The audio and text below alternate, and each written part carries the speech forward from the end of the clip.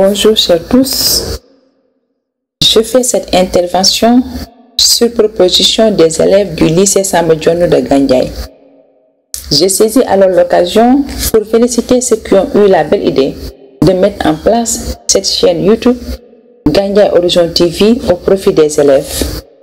Comme vous le savez autant que moi, ce contexte de crise mondiale et du Sénégal en particulier ne nous a pas permis de poursuivre nos cours tels que c'était prévu. Je me permets alors pour cette première séance de revenir de manière succincte sur la question de la définition de la philosophie.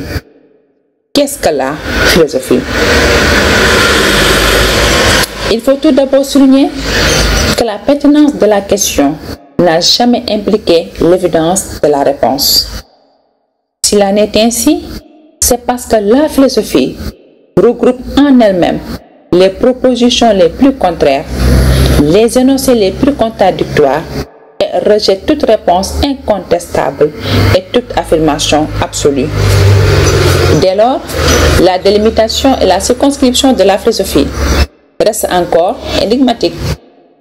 Lucien Gerfagnon, dans Histoire de la pensée, n'a-t-il pas souligné que, je cite, « La philosophie, le mot déjà inquiète, et la chose, pour autant qu'on en ait l'expérience, ne rassure pas. » Dans ce ordre d'idée, Carl souligne encore qu'on n'est d'accord ni sur ce qu'est la philosophie, ni sur ce qu'elle vaut.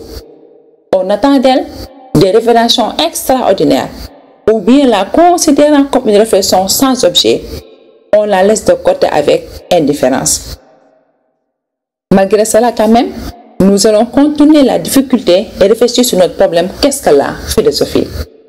Car toute bonne réflexion commence par la question qu'est-ce que? Se poser ainsi la question qu'est-ce que la philosophie revient à la définir. Mais que signifie le verbe définir? Définir signifie circonscrire, délimiter, cerner, donner l'essence de la chose. Dès lors, notre objectif consiste à voir si on peut délimiter la philosophie. Et délimiter la philosophie devient souvent problématique dans la mesure où il existe une pléthore de définitions de la philosophie. Et cela est lié au fait que chaque philosophe, ayant sa propre préoccupation et sa propre vision du monde, donne une définition de la philosophie qui n'engage que lui. Toutefois, il faut remarquer que cette subjectivité du philosophe tend vers l'universalité. Ainsi, la première définition que nous pouvons retenir de la philosophie est celle étymologique. Étymologiquement, la philosophie dérive du grec philein, qui veut dire aimer, et de sophia, qui signifie sagesse ou savoir. Les deux réunis donnent amour de la sagesse. Mais que veut dire amour philosophique? Qu'est-ce que la sagesse philosophique? L'amour philosophique renvoie à un manque, un désir, un vide, une dépossession à l'égard de l'objet recherché. C'est dans ces mesures que Platon conçoit que quiconque d'autre a envie de quelque chose, c'est de ce dont il ne dispose pas qu'il a envie. L'amour philosophique est alors différent de l'amour charnel. En effet, l'amour philosophique consiste à dire « aime-moi, mais ne me touche pas ». Car si tu touches, tu risques de ne plus aimer. Or, l'amour charnel donne la possibilité de posséder l'objet désiré. Par sagesse, nous dit Descartes, on n'entend pas seulement la prudence dans les affaires, mais une parfaite connaissance de toutes les choses que l'on peut savoir, tant pour la conduite de sa vie que pour la conservation de sa santé et l'invention de tous les arts. Ce qui met en évidence l'aspect à la fois théorique et pratique de la sagesse, d'où l'existence de certains courants de pensée philosophique tels que le cynisme, l'épicurisme, le stoïcisme, le marxisme, etc. La philosophie peut être aussi définie à la manière de Kant comme une réflexion critique, ce qui voudrait dire que la philosophie n'est pas pour Kant un contenu de connaissances que l'on peut assimiler pour se dire philosophe. Elle est plutôt une disposition à penser les choses autrement, en mettant en exergue un esprit critique, ce qui confère ainsi à l'homme une autonomie intellectuelle, une entrée dans l'âge adulte, voire un exercice de la citoyenneté. Toutefois, Hegel va marquer une opposition catégorique par rapport à ces définitions précédentes. À ses yeux, la philosophie n'est ni amour du savoir, ni réflexion critique. Elle devrait même déposer son nom de recherche de la sagesse et devenir savoir effectif.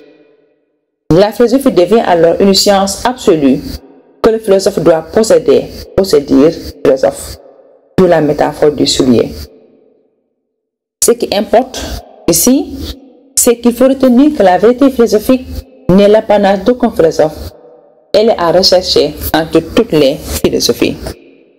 Toujours pour mieux saisir la philosophie, il serait nécessaire de la comparer avec ce qui n'est pas de la philosophie, c'est-à-dire avec les autres modes de connaissance, tels que le sens commun, le mythe, la science et la religion.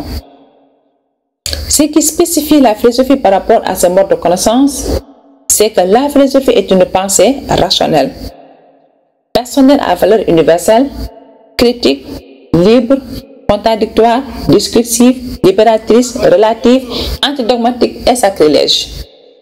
Mais on ne saurait terminer sans pour autant évoquer la question portant sur l'actualité de la philosophie.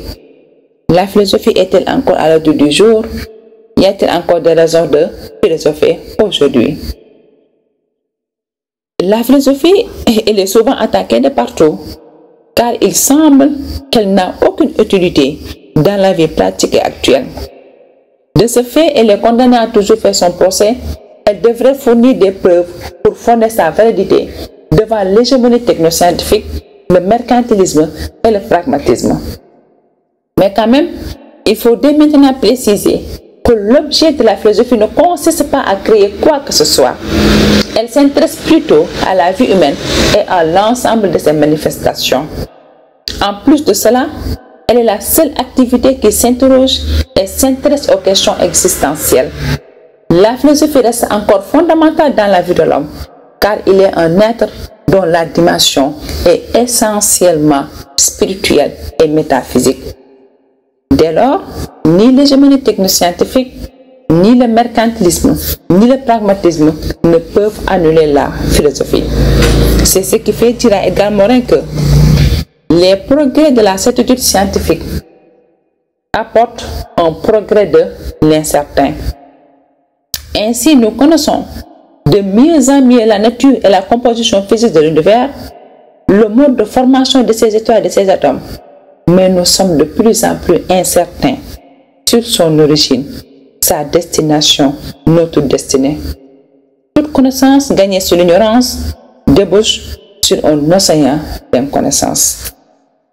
Voilà l'exemple du coronavirus, jusqu'au moment où je vous parle, reste pour nous un océan d'inconnaissance. En fin de compte, à la lumière de Descartes, c'est proprement avoir les yeux fermés, sans tâcher jamais de les ouvrir, que de vivre sans philosopher. Vivre sans philosopher revient alors à mener une existence vaine et banale, comme le souligne André Comte Sponville. Il faut philosopher parce qu'il faut réfléchir sur ce que nous savons, sur ce que nous voulons, sur ce que nous vivons, et aucun savoir ne suffit pour la dispense. Tout en vous remerciant alors de l'intérêt que vous portez à la quête de la connaissance, je reste à votre entière disposition pour toute éventuelle question, suggestion ou de commentaire.